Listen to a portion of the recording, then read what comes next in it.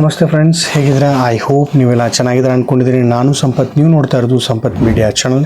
ಇನ್ನೂ ನನ್ನ ಚಾನಲ್ನ ಸಬ್ಸ್ಕ್ರೈಬ್ ಮಾಡಿದೆ ವೀಡಿಯೋಸ್ನ ನೋಡ್ತಾ ಇದ್ದರೆ ಪ್ಲೀಸ್ ಸಬ್ಸ್ಕ್ರೈಬ್ ಮಾಡಿ, ವೀಡಿಯೋಸ್ನ ನೋಡಿ, ಎಲ್ಲೂ ಸ್ಕಿಪ್ ಮಾಡಿದೆ ಪೂರ್ತಿ ಆದಂಥ ವೀಡಿಯೋಸ್ನ ನೋಡಿ. ಇವತ್ತು ಈ ವಿಡಿಯೋದಲ್ಲಿ ನೀವು ಸುಕನ್ಯಾ ಸಮೃದ್ಧಿ ಯೋಜನೆಯ ಸಂಪೂರ್ಣ ಮಾಹಿತಿಯನ್ನು ತಿಳ್ಕೊಳ್ತೀರಿ. ಈಗ ಈ ಯೋಜನೆಗೆ 10 ವರ್ಷ ಮುಗಿತಾ ಬಂತು. ಇದರ ಲಾಭಗಳೇನು, ಫ್ರೀಯಾಗಿ ಹೇಗೆ ಹಣ ಕಟ್ಟುವುದು, ಎಷ್ಟು ಖಾತೆ ತೆಗೆಯಬಹುದು, ಮಾನದಂಡಗಳೆಷ್ಟು, ಗರಿಷ್ಠ ಕಾಲಾವಧಿಗಳೆಷ್ಟು, ಎಲ್ಲಿ ಖಾತೆ ತೆಗಿಬೇಕು, ದಾಖಲಾತಿಗಳು ಏನು ಬೇಕು, ಇದರ ಬಗ್ಗೆ ಸಂಪೂರ್ಣವಾದಂಥ ಮಾಹಿತಿಗಳನ್ನು ಈ ವಿಡಿಯೋದಲ್ಲಿ ನೀವು ತಿಳ್ಕೊತೀರಿ. ಫ್ರೆಂಡ್ಸ್, ಹೆಣ್ಣು ಮಕ್ಕಳ ಭವಿಷ್ಯಕ್ಕೋಸ್ಕರ ಪ್ರಧಾನಮಂತ್ರಿ ನರೇಂದ್ರ ಮೋದಿಜಿಯವರು ಆರಂಭಿಸಿರುವ ಸುಕನ್ಯಾ ಸಮೃದ್ಧಿ ಯೋಜನೆಗೆ ಈಗ 10 ವರ್ಷ. ಹೆಣ್ಣು ಮಕ್ಕಳ ಆರ್ಥಿಕ ಅಭಿವೃದ್ಧಿ ಹಾಗೂ ಅವರ ಭವಿಷ್ಯದ ವಿದ್ಯಾಭ್ಯಾಸ, ವಿವಾಹದಂತಹ ಖರ್ಚು ವೆಚ್ಚಿನ ಒಂದು ವಿಚಾರದಲ್ಲಿ ಪೋಷಕರಿಗೆ ನೆರವಾಗಲೆಂದ ಈ ಯೋಜನೆ ಆರಂಭಿಸಲಾಗಿದೆ. ಕಳೆದ ನವೆಂಬರ್ಗೆ 4.10 ಕೋಟಿ ಜನ ಸುಕನ್ಯಾ ಸಮೃದ್ಧಿ ಯೋಜನೆಯ ಖಾತೆಗಳನ್ನು ತೆರೆದಿದ್ದಾರೆ. ಈ ಅವಧಿಯಲ್ಲಿ ಒಟ್ಟು 2,63,720 ರೂಪಾಯಿ ಜಮೆ ಆಗಿದೆ ಅಂತ ಹಣಕಾಸಿನ ಇಲಾಖೆ ಕೂಡ ತಿಳಿಸಿದೆ. 2015 ಜನವರಿ 22 ಅಂತಂದರೆ ಇವತ್ತಿಗೆ ಈ ಜನವರಿ ಏನು ಲಾಸ್ಟ್ ಜನವರಿ ಇದೆಯಲ್ಲ, ಅದಕ್ಕೆ 10 ವರ್ಷಗಳಾಯಿತು. ಕೇಂದ್ರ ಸರ್ಕಾರದವರು ಬೇಟಿ ಬಚಾವೋ ಬೇಟಿ ಪಢಾವೋ ಅಭಿಯಾನದ ಅಂಗವಾಗಿ ಸುಕನ್ಯಾ ಸಮೃದ್ಧಿ ಯೋಜನೆಯನ್ನು ಪ್ರಾರಂಭಿಸಿದರು. ಈ ಯೋಜನೆ ಅಡಿ ಪೋಷಕರು 10 ವರ್ಷದ ಒಳಗಿನ ವಯೋಮಿತಿಯ ಹೆಣ್ಣು ಮಕ್ಕಳ ಹೆಸರಿನಲ್ಲಿ ಕನಿಷ್ಠ ಪಕ್ಷ 250 ರೂಪಾಯಿಗಳನ್ನು ಪ್ರತಿ ವರ್ಷ ಇಡ್ಬೋದು. ವಾರ್ಷಿಕವಾಗಿ ವರ್ಷಕ್ಕೆ 1,50,000ವರೆಗೆ ನೀವು ಅಂಚೆ ಇಲಾಖೆ ಅಥವಾ ನಿಯೋಜಿತ ವಾಣಿಜ್ಯ ಬ್ಯಾಂಕ್ ಆ್ಯಂಡ್ ನ್ಯಾಷನಲೈಸ್ಡ್ ಬ್ಯಾಂಕ್ ಅಂತೀವಿ, ಅಲ್ಲಿ ನೀವು ಇರಿಸಬಹುದು, ಠೇವಣಿಯನ್ನು ಇಡಿಸಬಹುದು. ಪ್ರಸ್ತುತ ಈ ಯೋಜನೆ ಅಡಿ ಶೇಕಡಾ 8.2% ವಾರ್ಷಿಕ ಬಡ್ಡಿ ಕೂಡ ಬ್ಯಾಂಕ್ದವ್ರು ನಿಮಗೆ ಕೊಡ್ತಾರೆ. ಹಾಗಾದರೆ ಫ್ರೆಂಡ್ಸ್, ಸುಕನ್ಯಾ ಸಮೃದ್ಧಿ ಯೋಜನೆ ಅಡಿ ಮಗಳ ಹೆಸರಿನಲ್ಲಿ ಪ್ರತಿ ವರ್ಷ 6,000 ರೂಪಾಯಿ ಜಮೆ ಮಾಡಿದರೆ ನಿಮ್ಮ ಮಗಳ ಮದುವೆ ಅಥವಾ ಶಿಕ್ಷಣಕ್ಕೆ 2.63 ಲಕ್ಷ ರೂಪಾಯಿ ಪಡೆಯಬಹುದು. ಹೀಗೆಂತನ? ಎಸ್ ಫ್ರೆಂಡ್ಸ್, ಹೌದು. ಇದಕ್ಕಾಗಿ ನೀವು ಏನೂ ಮಾಡುವಂಥ ಅವಶ್ಯಕತೆ ಇಲ್ಲ. ಕೇಂದ್ರ ಸರ್ಕಾರದವರು ನಿಮಗೆ ಏನು ಕೃಷಿಕರಿಗೆ PM ಕಿಸಾನ್ ಯೋಜನೆಯಡಿ ಪ್ರತಿ ವರ್ಷ 6,000 ರೂಪಾಯಿಯನ್ನು ಹಣವನ್ನು ಕೊಡ್ತಾ ಇದೆ. ಆ ಹಣವನ್ನು ತಮ್ಮ ಮಕ್ಕಳ ಹೆಸರಿನಿಗೆ ಜಮೆ ಮಾಡಿದರೆ ಸಾಕು. ಸುಕನ್ಯಾ ಸಮೃದ್ಧಿ ಯೋಜನೆಯಲ್ಲಿ 2.63 ರೂಪಾಯಿ ಪಡೆಯಬಹುದು. ಇದು ತುಂಬ ಈಸಿ ಅಂತ ನನಗೆ ಅನಿಸುತ್ತೆ. ನೀವೇನು ಕಷ್ಟಪಟ್ಟು ದುಡ್ಡು ಕಟ್ಟೋದು ಅವಶ್ಯಕತೆ ಇಲ್ಲ. ಗೌರ್ಮೆಂಟ್ದಿಂದ ಬರ್ತಕ್ಕಂಥ PM ಕಿಸಾನ್ ಯೋಜನೆ ವರ್ಷಕ್ಕೆ 6,000 ರೂಪಾಯಿ ಏನು ಬರ್ತಾಯಿದೆ, ತಮ್ಮ ಮಗಳ ಹೆಸರು ಮೇಲೆ ಇಡ್ರಿ. 21 ವರ್ಷಕ್ಕಂದರೆ 2,63,723 ರೂಪಾಯಿ ಆಗುತ್ತೆ. ಹೇಗಿದೆ ಈ ಐಡಿಯಾ ನಿಮಗೆ? ಈ ಐಡಿಯಾ ಸರಿ ಇದ್ದರೆ ಪ್ಲೀಸ್ ಕಮೆಂಟ್ ಬಾಕ್ಸಲ್ಲಿ ಹೇಳಿ, ಸರಿಯಾದ ಐಡಿಯಾ ಇದೆಯಾ ಇಲ್ವಾ ಅಂತ.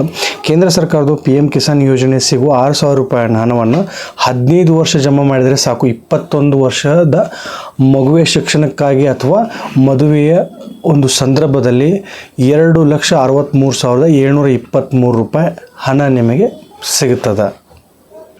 ಗೆಳೆಯರೆ, ಸಾಕಷ್ಟು ಜನ ಈ ಅಕೌಂಟ್ಸ್ ಕೂಡ ತೆಗೆದಿಲ್ಲ. ಯಾಕಂತ ಗೊತ್ತಿಲ್ಲ. ಅಟ್ಲೀಸ್ಟ್ ವರ್ಷಕ್ಕೆ 250 ರೂಪಾಯಿ ತುಂಬಲಷ್ಟು ಆಗಲಷ್ಟು ಏನು ಜನ ಇಲ್ಲ ಅಂತ ನನಗನ್ಸುತ್ತೆ. ಪ್ಲೀಸ್ ಮುಂದಿನ ಭವಿಷ್ಯದ ಒಂದು ಯೋಚನೆ ಮಾಡಿ ತಮ್ಮ ಹೆಣ್ಣು ಮಕ್ಕಳ ಹೆಸರ ಮೇಲೆ ಅಟ್ಲೀಸ್ಟ್ ನಿಮ್ಗೆ ಕನಿಷ್ಠ ಪಕ್ಷ ಎಷ್ಟು ಇಡಕ್ಲಾಗುತ್ತೆ, 250 ಆದರೂ ಇಡ್ಬೋದು ಅಂತ ನನ್ನ ಅನಿಸಿಕೆ. ಸಿಂಪಲ್ ಆದಂಥ ಒಂದು ಉದಾಹರಣೆ ಕೊಟ್ಟೆ ನಿಮಗೆ.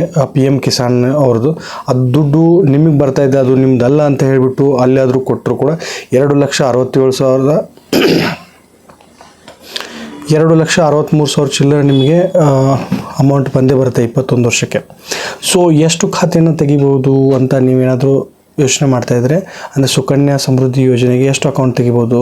ಸುಕನ್ಯಾ ಸಮೃದ್ಧಿ ಯೋಜನೆಯಲ್ಲಿ ಪಾಲಕರು ಗರಿಷ್ಠ ಅಂದರೆ 2 ಖಾತೆಗಳನ್ನು ತೆಗಿಬೋದು. ಅಂದರೆ ಪ್ರತಿಯೊಬ್ಬ ಮಗಳಿಗೆ ಒಂದು ಹೆಸರಿನಂತೆ ಇಬ್ಬರ ಒಂದು ಪುತ್ರಿಯರಿಗೆ ಖಾತೆಯನ್ನು ತೆಗಿಬೋದು. ಒಂದು ವೇಳೆ ಮೊದಲ ಅಥವಾ ಎರಡನೇ ಹೆರಿಗೆಯ ವೇಳೆಯಲ್ಲಿ ಅವಳಿ ಮಕ್ಕಳು ಟ್ವಿನ್ಸ್ ಏನಾದರೂ ಆಗಿದ್ದರೆ ಈ ಯೋಜನೆಯ ಪೋಷಕರಿಗೆ 3ನೇ ಖಾತೆ ತೆಗೆಯಲು ಕೂಡ ಅನುಮತಿ ಕೊಡಲಾಗಿದೆ. ಇದನ್ನು ನೆನ್ಪಿಟ್ಕೊಳ್ಳಿ. ಸುಕನ್ಯಾ ಸಮೃದ್ಧಿ ಯೋಜನೆಯ ಅರ್ಹತೆಗಳು, ಮಾನದಂಡಗಳೇನೆಷ್ಟು ಅಂದರೆ ಎಲಿಜಿಬಿಲಿಟಿ ಏನು ಇದನ್ನು ತೊಗೊಳ್ಳಿಕ್ಕೆ ಅಂದರೆ ಹೆಣ್ಣು ಮಕ್ಕಳಿಗೆ ಮಾತ್ರ ಇದು ಸುಕನ್ಯಾ ಸಮೃದ್ಧಿ ಯೋಜನೆ ಖಾತೆ ಹೊಂದಲು ಅರ್ಹರಾಗಿರ್ತಾರೆ. ಯಾವುದೇ ರೀತಿಯಿಂದ ಗಂಡು ಮಕ್ಕಳಿಗಿಲ್ಲ, ಇದು ನೆನಪಿರಲಿ. ಖಾತೆ ತೆಗೆಯುವ ಸಮಯದಲ್ಲಿ ಹೆಣ್ಣು ಮಗುವಿಗೆ 10 ವರ್ಷಕ್ಕಿಂತ ಕಡಿಮೆ ಇರಬೇಕು ವಯಸ್ಸು. ಖಾತೆ ತೆಗೆಯುವ ಹೆಣ್ಣು ಮಗುವಿನ ವಯಸ್ಸು ಪುರಾವೆ ಕಡ್ಡಾಯವಾಗಿರುತ್ತದೆ. ಅರ್ಥ ಆಯ್ತಲ್ಲ?